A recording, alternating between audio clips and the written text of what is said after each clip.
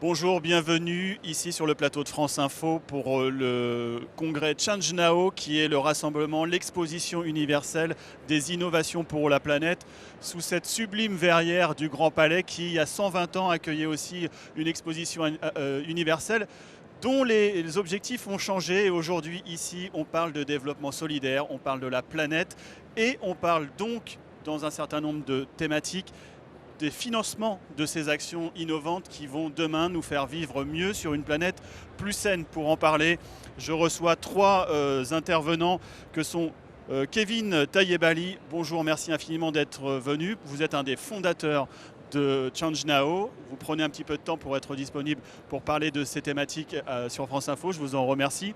Je vous présente également, je vais vous donner la parole dans un instant, Olivier Mougenot. Vous représentez un fonds d'investissement qui s'appelle Citizen Capital et qui, globalement, permet aux gens de placer de l'argent dans cette économie solidaire, dans cette économie environnementale dont on va parler tout à l'heure. Et puis, Abderzak Sifer, également un fonds d'investissement qui s'appelle Impact Partner.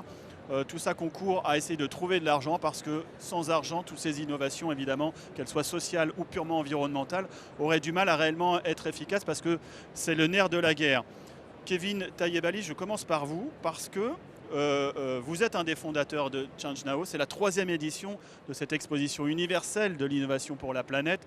Cet aspect financier, il a toujours été au cœur de la démarche de Change Now. Oui, tout à fait. En fait, l'ADN de Change Now, c'est d'apporter les ressources nécessaires à ces solutions qu'on va chercher aux quatre coins de la planète pendant toute l'année, qui viennent de près de 100 pays, leur apporter les ressources nécessaires pour se développer. On est un événement accélérateur d'impact et pour ce faire, on trouve les moyens d'amener des fonds d'investissement, des investisseurs, des talents, de la visibilité également médiatique, des partenaires corporate, des villes également qui viendront aider ces projets à scaler, à agrandir ce qu'on appelle leur impact positif sur la planète. Et le meilleur moyen pour eux de le faire, c'est avec des moyens financiers effectivement, parce que c'est très compliqué pour des projets qui démarrent de se développer sans les moyens dont ils auraient besoin. Aujourd'hui, je crois qu'on attend 1000 solutions, 20 000 visiteurs, 100 pays représentés. Ce n'était pas le cas il y a 3 ans. Ça veut dire qu'on est réellement en train de développer tout un système, toute une économie globale autour des questions de développement durable, qu'elles soient sociales ou environnementales.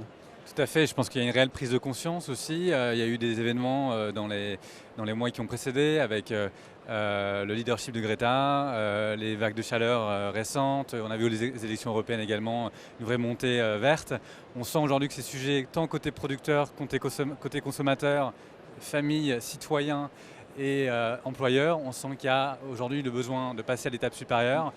Il y a eu le temps de la sensibilisation, aujourd'hui est venu le temps de l'action et c'est pour ça qu'on existe.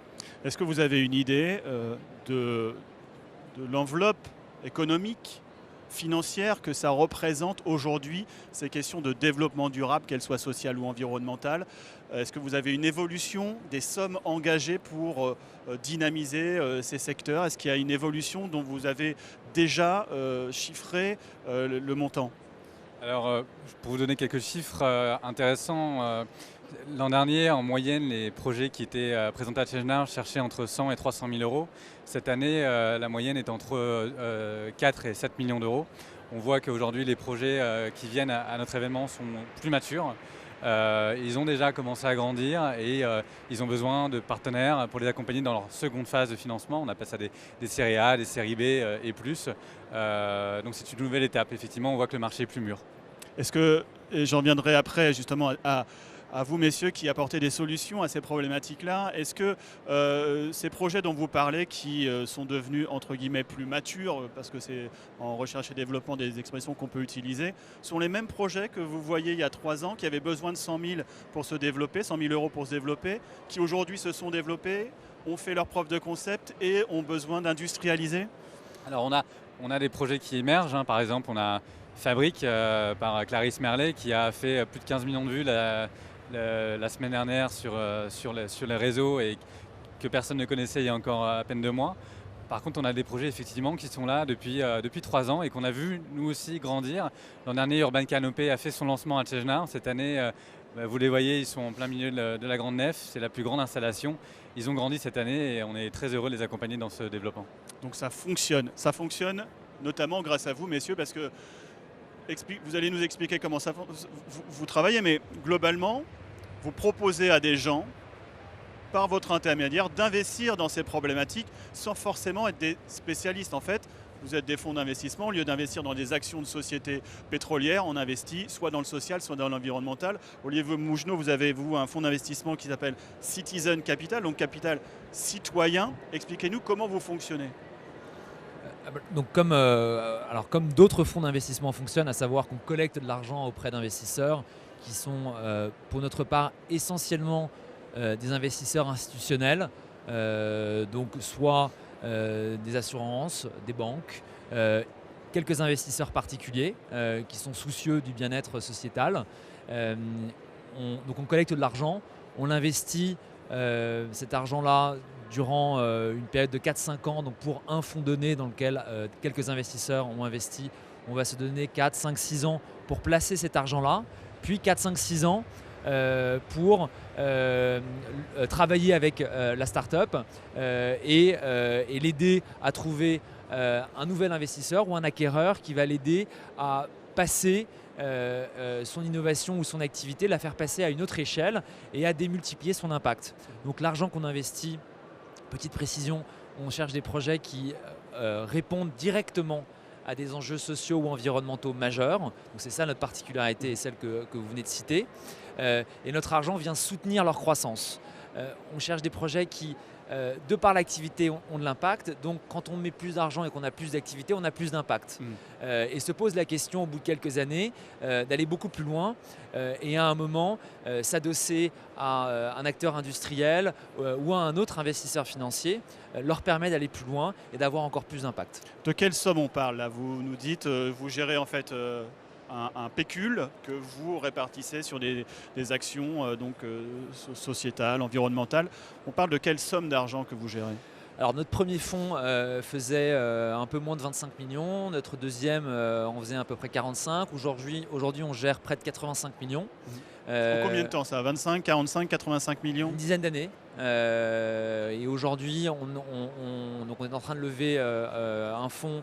On finit de lever un fonds qu'on appelle Early Stage, donc qui vise des projets qui sortent d'une phase de validation commerciale ou opérationnelle et qui cherchent à lever entre 1 et 5 millions d'euros et qui ont, alors en plus de répondre directement à un enjeu social avec une capacité à transformer notre société, qui ont la particularité de faire moins de 5 millions d'euros de chiffre d'affaires et de ne pas avoir déjà levé auprès d'investisseurs institutionnels comme nous 1 million d'euros au plus. Donc on cherche des projets jeunes qui ont généralement entre 6 mois et 3 ans d'existence. Quels sont les projets concrètement que vous avez soutenus ces dernières années? Alors, ce que vous connaissez peut-être, on a investi dans Open Classroom pour soutenir les entrepreneurs dans leur mission de répondre à l'enjeu du retour à l'emploi à travers la formation. On a investi l'année dernière dans une société qui s'appelle Lalilo pour aider les entrepreneurs à répondre à l'enjeu de l'échec scolaire en améliorant l'apprentissage de la lecture. On a investi en fin d'année dans une société qui s'appelle Air Pur, qui commercialise des masques anti-pollution pour répondre à l'enjeu de la protection des populations exposées à la pollution et aux risques sanitaires que ça implique. Ça, c'est 3 participations parmi une petite vingtaine d'investissements qui sont globalement diversifiés entre la santé, l'agriculture, l'efficacité énergétique, un nombre de secteurs assez variés qui présentent tous, qui sont tous exposés à des enjeux sociaux et environnementaux qui nous concernent au quotidien. On voit, je vais venir à vous tout à l'heure, Abdirazak, mais Kevin, on voit que les projets qui sont soutenus ici sont des projets qui sont très sociaux. Ici, ChangeNow, ce n'est pas que l'environnement, on en a déjà un petit peu parlé, mais il s'agit plutôt de parler de développement durable, finalement vivre mieux dans un monde plus sain. ChangeNow, c'est ces 2 aspects de la planète de demain. Tout à fait, l'un ne va pas sans l'autre. On ne peut pas imaginer la transition écologique sans l'intégration d'un facteur humain dans cette transition. Donc c'était évident pour nous que les sujets autour de l'inclusion, l'accueil des réfugiés, l'accès à la santé sont des sujets majeurs et qui doivent être traités dans une conférence, dans un événement comme ChangeNow. Sur le nombre d'innovations qui sont présentées ici, est-ce que vous avez une répartition de ces deux grandes thématiques que sont les aspects sociétaux et les aspects environnementaux ? En fait, certains couvrent plusieurs aspects, donc c'est un peu difficile de vous donner un chiffre comme cela, mais c'est assez équilibré. D'accord. J'en viens à vous. Vous faites également partie d'un fonds d'investissement qui s'appelle Impact Partner. Alors, impact, ça, on le ressent beaucoup ici. Tout le monde a ce mot à la bouche. On a effectivement parlé pendant des années d'information, de sensibilisation. Aujourd'hui, on parle d'impact, d'utilité, de concrétisation des actions. Expliquez-nous donc Impact Partner. Vous avez à peu près la même activité que Citizen Capital. Quel projet vous développez, vous? Quelle couleur particulière vous avez dans votre fonds d'investissement?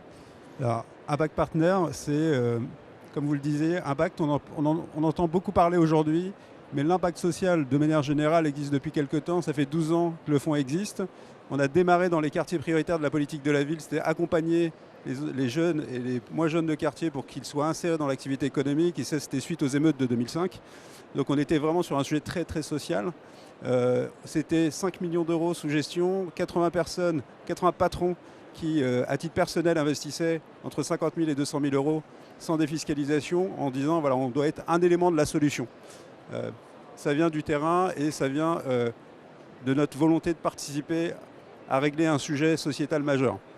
Et effectivement, la société de gestion a grandi, le fonds a grandi. Aujourd'hui, on gère 110 millions d'euros. Dans un mois, on passe à 100 millions d'euros, c'est ça que vous avez dit? 110 millions. 110 millions. Et dans un mois, on sera à 230 millions d'euros.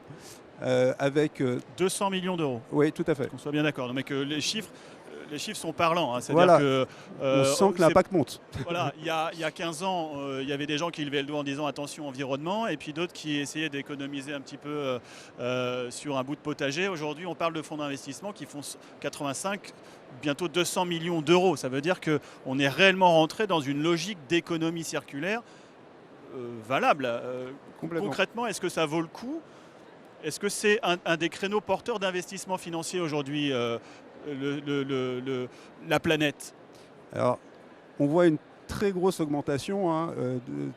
Par exemple, si on prend les acteurs de l'impact, il y a 6 ans, on gérait peut-être 500 millions d'euros, tous réunis. En 2018, on était à 2 milliards sous gestion. Ça, c'est France Invest. Il y a une commission qui s'appelle Impact et on le voit bien, la montée en puissance. Le sujet de l'impact investing devient... Maintenant qu'on a démontré, alors des acteurs comme nous ont démontré que c'était non seulement socialement extrêmement efficient, c'est-à-dire on a une vraie performance sociale, mais on a aussi une performance économique. On a créé un lien entre ce qui était à l'époque purement philanthropique avec ce qui était purement capitalistique. Et c'est cette démonstration qui fait qu'aujourd'hui, maintenant qu'on a craqué le modèle, que d'autres peuvent nous suivre et mettre beaucoup plus d'argent et ces institutionnels investir beaucoup plus massivement. Voilà. On a envie de dire que de toute façon, si on n'investit pas sur ces questions-là, demain on n'aura plus nulle part à investir parce qu'on sera probablement dans des difficultés bien plus importantes. C'est urgent, pour essayer de gagner un peu plus d'argent. Si je peux étayer là-dessus, Citizen Capital et Impact Partner sont des acteurs qui sont là effectivement depuis de nombreuses années. Ce sont vraiment des exemples dans l'industrie. Et ce que nous on espère, c'est que demain on ne parlera plus d'impact et que la norme de l'investissement sera l'impact investing. Et pendant très longtemps, en fait, on avait à la marge de l'investissement capital et l'impact investing. Pour nous, le but, c'est que ça devienne vraiment une vraie référence, un mode de fonctionnement Ça veut dire qu'aujourd'hui, si ça devient la norme, ça veut dire qu'à un moment, quelqu'un a normalisé. Ça veut dire que quelqu'un a régulé tout ça. Aujourd'hui, où on en est? Est-ce que les gens dont on parle, là, qui investissent chez vous, vous parliez plutôt de profil institutionnel, quels sont les intérêts que ces gens-là ont? Est-ce qu'ils économisent des impôts? Est-ce qu'on les oblige à investir dans une part d'économie durable? Ou est-ce que c'est simplement leur volonté qu'ils distinguent pour l'instant comme philanthropique sans se soucier trop des retours? Est-ce que demain, on peut imaginer qu'on oblige les sociétés à verser une part de leurs bénéfices à ce genre de fonds d'investissement?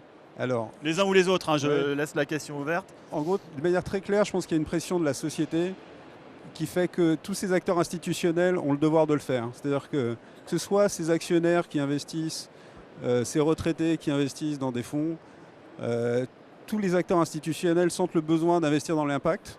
Alors aujourd'hui, bien sûr, c'est probablement un peu plus de la com pour certains que de la conviction, mais majoritairement, on sent qu'il y a une bascule assez forte vers les sujets d'impact et c'est assez agréable à regarder, à observer que les fonds de capital investissement classiques maintenant cherchent à se présenter comme fonds d'impact. Voilà, donc là, on aura un enjeu de clarté, mais tout le monde a envie de se nommer impact. C'est vrai vous ressentez aussi ça? Alors, oui, alors, pour approfondir, enfin, pour aller dans le sens de ce que vous disiez, je pense que les enjeux qu'on a vocation à financer sont malheureusement pas prêts de disparaître. C'est des enjeux où ça concerne des marchés qui sont de taille très importante, avec des besoins qui sont très profonds. Et d'un point de vue alors, strictement économique, ça a du sens d'investir dans ces projets-là. Donc quand le sens est là, que le marché est là, que l'urgence est là, on va dire que tous les indicateurs se tournent vers et donc on est, je pense, résolument positif. Est-ce qu'il faut une régulation? C'était pas nous, on serait un peu jugé parti si on se mettait à dire qu'il faut à tout prix une régulation. Kevin va nous répondre. Il réfléchit à cette question, il va nous répondre juste après. En tous les cas, je pense que clairement, on a des indicateurs qui sont positifs et qui font que l'impact investing ne va faire que se développer dans les prochaines années. Ça a une particularité en tant que pratique d'investissement, c'est qu'on doit rendre compte de l'impact que l'on a. Et ça, c'est une différence vis-à-vis d'investisseurs, on va dire, plus généralistes. C'est que quand on se qualifie d'investisseur à impact, il faut démontrer l'impact qu'on a eu, ou en tout cas travailler dans le sens de l'impact. Et donc ça, c'est une autre manière d'investir et travailler avec ces projets et qui est différente de l'ESG. Alors l'ESG consacre... L'ESG Alors, on va dire, c'est l'investissement responsable, pour dire les choses simplement, qui consacre le principe de la performance extra-financière, mais qui est resté un enjeu de reporting ou un enjeu de communication et pas un enjeu opérationnel. Globalement, voilà. Les gens investissent pour dire, regardez, je fais des efforts, mais n'attendent pas de retombées économiques. Ça, c'est ce que vous qualifiez, donc le ESG, d'investissement philanthropique. Vous dites, non, il y a aussi de l'argent. Alors nous, ce qu'on dit, c'est que, je pense qu'on est d'accord sur ce point-là, c'est que certains projets ou certaines startups vont croître, se développer et gagner de l'argent parce qu'elles ont de l'impact. Et qu'elles répondent à un besoin qui est très profond et qui ne peut pas être ignoré parce que le marché est là en fait. Et ça, c'est différent de l'ESG ou c'est différent de l'investissement, on va dire, l'investissement plus conventionnel. Et on est très positif sur le fait que ça va se développer. Pour étayer là-dessus, ce qui est très intéressant, c'est que pendant des années, on a eu une vision de l'impact investing comme un secteur dans lequel on devait faire un sacrifice. C'était un retour sur investissement qui était bien moindre. Alors qu'aujourd'hui, ce qu'on est en train de démontrer, c'est qu'au contraire, en investissant dans des sociétés qui ont un vrai impact positif sur la société et l'environnement, on aura des meilleurs revenus, des meilleurs retours sur investissement. Et les projets qui sont présents à Challenger cette année le démontrent. Et on espère qu'on sera capable de montrer dans quelques années que les fonds d'investissement qui ont investi dans des projets à impact ont des meilleurs rendements que les fonds plus classiques. Ça apporte de l'autonomie finalement. Il faut que cette économie sociétale et environnementale soit autonome pour réellement fonctionner. En revanche, il ne faut pas s'attendre à doubler la mise en 5 ans. Alors c'est ce que j'allais dire. L'avantage d'avoir cette historique, et c'est ce qui fait qu'aujourd'hui ça peut devenir un peu plus élargir, c'est que nous, ce qu'on a réussi à démontrer avec les investissements et les sorties qu'on a pu faire, c'est-à-dire les sorties, soit qu'elles continuent avec d'autres industriels, ils se rapprochent d'industriels ou qui continuent avec d'autres fonds, qui sont pour le coup beaucoup plus traditionnels, c'est que sur les sorties qu'on a réalisées, on était au-delà de x3, et sur l'ensemble du portefeuille d'investissement qu'on a réalisé sur notre fonds, on est au-delà de x2. Donc on est extrêmement performant. C'était absolument pas anticipable par nos souscripteurs d'origine. Ils ont eu cette agréable surprise, mais quand on accompagne des entrepreneurs qui ont cet engagement, ils attendent à peu près après personne pour aller chercher du chiffre d'affaires et être sur le terrain et faire leur impact social. Et ce qu'on observe, c'est que c'est extrêmement positif, non seulement socialement, mais économiquement, et c'est absolument nécessaire. Et d'ailleurs, c'est la définition de l'impact, aujourd'hui, tel que ça a été défini par France Invest. C'est il faut qu'il y ait une intentionnalité, c'est-à-dire il faut qu'il y ait cette recherche de performance financière et sociale. On n'est pas l'un ou l'autre, ou plus l'un que l'autre, on cherche les deux en même temps. Et deuxième élément, il faut qu'on apporte de la valeur, nous, en tant que fonds d'investissement, sinon C'est peut-être ça la différence principale avec l'ISR. On n'est pas seulement dans un sujet de reporting, on doit leur apporter de la valeur ajoutée. Et troisième élément qui est extrêmement important dans nos modèles de fonctionnement, c'est que l'ensemble de l'équipe est incentivé à l'impact social. C'est-à-dire que si on n'atteint pas nos objectifs d'impact sociaux, il n'y a pas de retour sur investissement pour l'équipe d'investisseurs. Voilà. Ça, on rend l'argent à des associations et des fondations. Donc oui, pour un retour sur investissement, ça c'est démontré. Et avec une vraie différence sur l'impact. C'est-à-dire que tout le monde ne pourra pas se considérer comme impact, même s'il donne une partie de ses bénéfices, parce que ce n'est pas le cœur de leur sujet. Donc on voit bien, juste parce que je vais revenir à la question embarrassante que je voulais vous poser tout à l'heure, on voit bien que la logique c'est d'inviter les gens, de motiver les gens à venir dans cette économie qu'on peut appeler circulaire. Est-ce qu'il faut réguler? Je reviens à ma question de tout à l'heure. Est-ce qu'il faut réguler? Est-ce qu'aujourd'hui, il faut qu'il y ait un organisme mondial qui dise, attendez, les sociétés, par exemple, sur vos bénéfices, vous devez investir dans ce qui va faire que vous continuerez à travailler demain, dans ce qui va faire qu'on va continuer à vivre sur la planète demain? Est-ce qu'il y a des projets? Est-ce qu'il y a des gens qui soutiennent cette thèse? Est-ce que ça va devenir une réalité de réguler et d'obliger les gens à investir dans l'économie circulaire? Tous les acteurs ont leur rôle à jouer. Donc les citoyens en tant que consommateurs, les entreprises en tant que producteurs et effectivement les gouvernements en tant que régulateurs. Donc tout le monde doit participer à cette évolution. Après, pour répondre à votre question, est-ce qu'on doit demander à un organisme global d'obliger les gens à acheter certains produits et à d'autres de produire de manière responsable?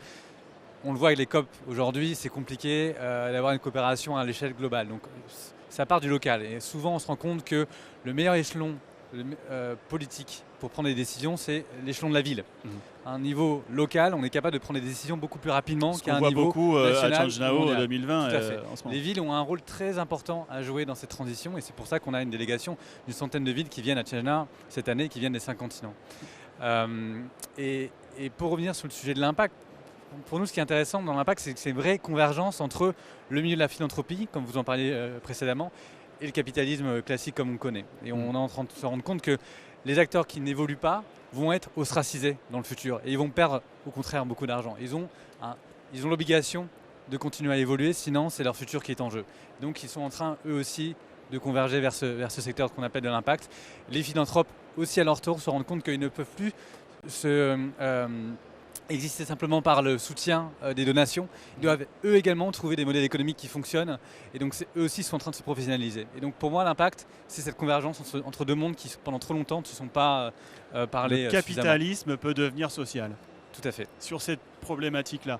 Comment moi je fais alors je ne suis pas une société, je ne suis pas une institution, mais j'ai un peu d'argent et j'ai un peu de volonté de travailler sur des problématiques qui me sous-tendent, qui m'intéressent. Comment je fais aujourd'hui pour simplement apporter mon argent et qu'il soit convenablement utilisé par des gens qui savent où l'apporter? Alors, excellente question. Alors c'est pas des millions, hein. Je sais que vous brassez, etc. Ce qui est très bien. Moi, à ma petite échelle, comment je peux m'adresser à des gens comme vous pour faire la liaison et essayer de discerner là où mon argent sera le plus utile, sans parler de faire un petit peu de bénéfices. Et si vous pouvez même me dire combien je peux faire, ça m'intéresse. Alors, comme vous l'avez compris, on ne fait pas appel public à l'épargne aujourd'hui pour ce qui est d'impact partenaire ou de citizen capital. Donc effectivement, ce n'est pas ouvert à tout le monde on peut s'adresser à des individus qui veulent investir leur argent, mais c'est des individus avec une compétence économique, professionnelle qui leur permet d'être avertis. C'est ce qu'on dit, des personnes averties. Donc c'est comme ça qu'on a démarré avec une centaine de personnes averties, des patrons du CAC 40, des patrons de fonds d'investissement qui ont mis. Donc ça, c'est une option possible. Alors, ce qu'il existe également, c'est l'épargne salariale solidaire. Donc oui, vous pouvez, dans le cadre de l'épargne que vous faites, dans le cadre de votre entreprise, orienter ça, demander à ce que ce soit orienté vers du solidaire. Bon, soyons très honnêtes, une grosse partie ne sera pas sur du social. On va dire 10% éventuellement sera sur du social et éventuellement plutôt sur du coopératif, c'est-à-dire de la mutuelle, ce genre d'acteurs. Du micro-impact, mais de l'impact quand même, mais du micro-impact par rapport à ce que vous développez. Mais ce qui fait sens aussi, et on a souvent dans le cadre du seed, c'est-à-dire du premier investissement dans une boîte qui se crée, dans une entreprise qui se crée, on a des business angels qui interviennent directement au capital de société, qui décident d'investir dans ces entreprises, de les soutenir dans leur développement. Ça, c'est un levier. C'est-à-dire vous pouvez devenir demain business angel. Alors faites attention, c'est un métier. Et prenez comme hypothèse que vous pouvez perdre votre argent. Il y a une vraie part de risque dans ce montage, dans l'investissement. Comme dans mais toute start-up, Complètement. des gens ont eu des déboires, des gens se sont fait des fortunes, ce qui ne semble pas encore tout à fait le cas dans ces domaines-là, mais il y a effectivement des déboires. J'ai envie de dire, c'est de l'économie normale. Exactement. Exactement. Est-ce que, alors là, on a 2 exemples de personnes qui ont potentiellement la capacité de faire vivre pas mal des gens qui proposent des innovations ici aujourd'hui. Est-ce que vous savez combien de gens vont repartir de ChangeNow avec la perspective d'avoir une enveloppe, de pouvoir relancer, dynamiser leur innovation? Parce que ça sert à ça ici, à se faire rencontrer les gens. Est-ce que vous avez déjà des objectifs, une idée de ce qui va se passer? Ça dépend un peu de Zach et Olivier. Hein. Vous allez investir dans combien de projets? Dites-nous. Voilà, c'est les deux personnes qu'il faut rencontrer sur le salon. Voilà, ce sont les deux personnes. Elles sont sur le plateau de France rater. Info. Avis à tout le monde, vous pouvez venir les rencontrer avant qu'ils partent. Mais plus sérieusement, c'est difficile de vous donner une réponse pendant le salon. En général, nous, on est capable de mesurer cet impact financier sur les projets entre 3 mois et 1 an après. Il y a des levées de fonds qui sont bouclées après 6 mois, 1 année de négociation. Mais effectivement, à la suite de rencontres qui sont faites pendant le salon. Et donc c'est comme ça qu'on est capable de mesurer notre impact, à nous, le nombre de relations qu'on a été capable de générer pour ces porteurs de projets. On a plus de 500 investisseurs qui sont là pendant 3 jours. 500 investisseurs qui viennent ici rencontrer les entreprises innovantes. Tout à fait. Un mot chacun. Qu'est-ce qu'il vous faudrait pour vous développer encore, pour avoir encore plus d'impact demain, après-demain? Quels sont vos souhaits pour l'avenir, Olivier? Toujours plus d'entrepreneurs qui s'intéressent aux enjeux sociaux et environnementaux qui nous concernent. On lit beaucoup dessus et je pense que les gens qui ont envie de s'engager ne doivent pas hésiter trop longtemps. C'est un secteur d'activité où travailler dans une start-up ou créer une start-up qui répond à un enjeu social et environnemental, c'est passionnant, c'est gratifiant, ça donne du sens à notre vie au quotidien. Et à ce titre-là, je pense qu'on a une chance exceptionnelle de travailler avec des entrepreneurs qui répondent à ces enjeux. Donc c'est la première chose, plus d'entrepreneurs. Et puis effectivement, on a besoin de plus d'argent aussi. On l'a dit, il y a de plus en plus d'argent qui s'intéresse à l'impact. Ça va être une condition du développement de notre impact. Et vous, qu'est-ce qu'on peut vous souhaiter? Alors, ce qui est extrêmement important, comme on se développe pas mal, on a ouvert des bureaux à Francfort, on a ouvert des bureaux à Copenhague. On a des équipes maintenant qui font de l'impact investing au niveau européen. Donc moi, mon enjeu, il est d'avoir des entrepreneurs de qualité et qui ont l'ambition de se développer fortement. Alors nous, on investit entre 500 000 et 8 millions d'euros maintenant. Donc on est quand même sur des tailles de sociétés qui commencent à être intéressantes. On n'est pas que start-up. C'est ça qu'il faut se rappeler. On est investisseurs minoritaires au capital de société avec une vraie ambition européenne qui veulent décupler leur impact social tout en gardant une performance financière. Parce qu'à la fin, il faut quand même avoir une performance financière. Donc souhaitez-moi de rencontrer des bons entrepreneurs et surtout qui viennent de tous les pays d'Europe. On sera tout à fait ouvert à les rencontrer et à discuter avec eux. Kevin? Oui, comme le disaient Olivier et Zach, davantage d'entrepreneurs, effectivement. Des personnes qui n'aient pas peur de se lancer. Des investisseurs qui ont les moyens également de leur donner plus de moyens. Le rôle des médias est également très important. On est très heureux que vous soyez là avec nous pendant ces 3 jours. Vous avez aussi un vrai rôle à jouer dans cette transition et la visibilité qu'ils auront pendant les prochaines années sera fondamentale. Et voilà, et on attend la participation de tous les citoyens et un vrai engagement de tous. Donc, France Télévisions effectivement se mobilise à la fois dans son fonctionnement avec des tables recyclées, avec un certain nombre de mesures qu'on prend et évidemment dans nos contenus pour apporter de l'information sur toutes ces thématiques. Juste une dernière question avant qu'on se quitte. Est-ce qu'il y a assez de formations? Est-ce qu'il y a des formations dédiées désormais à cette économie circulaire, aux problématiques solidaires, environnementales, sociétales, etc. Est-ce qu'aujourd'hui, on forme des gens qui auront directement des capacités nécessaires à travailler dans ces secteurs-là? Je soumets à l'Agora. Qui veut répondre? Alors il y a des secteurs qui ont clairement besoin d'une on va dire, de personnel qualifié qui n'existe pas aujourd'hui.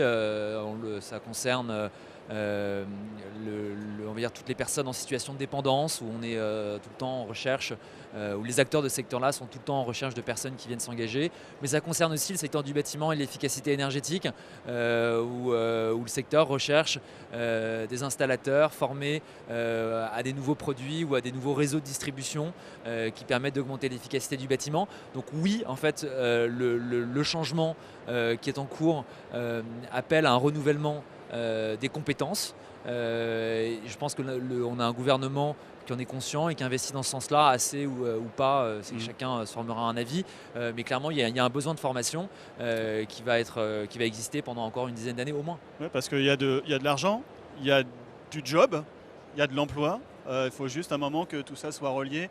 C'est un peu le principe de Change Now. Merci infiniment à tous. Je suis désolé, il va falloir qu'on se laisse, mais on reviendra tout au long de ce congrès Change Now, l'exposition universelle des innovations pour la planète pendant 3 jours sur différentes thématiques. On parlera du rôle des médias et de l'environnement. On parlera également de l'engagement des jeunes. On parlera également, on a parlé de la finance, on parlera également de l'engagement des collectivités locales qui est très important en ce moment.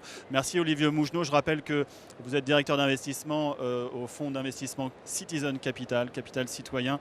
Abderzak Siffer, vous êtes managing partner parce que tout ça est worldwide, international. On travaille à l'échelle de la planète ici. Donc d'un fonds d'investissement qui s'appelle Impact Partner. Et Kevin Tayebali, merci infiniment d'avoir pris du temps pour nous. Vous êtes un des cofondateurs de Change Now, donc cette exposition universelle sous la verrière magnifique de ce grand palais pendant 3 jours, plus de 1000 innovations pour la planète, pour qu'on vive mieux sur une planète plus saine. Restez connectés, on vous reparle d'autres thématiques très prochainement.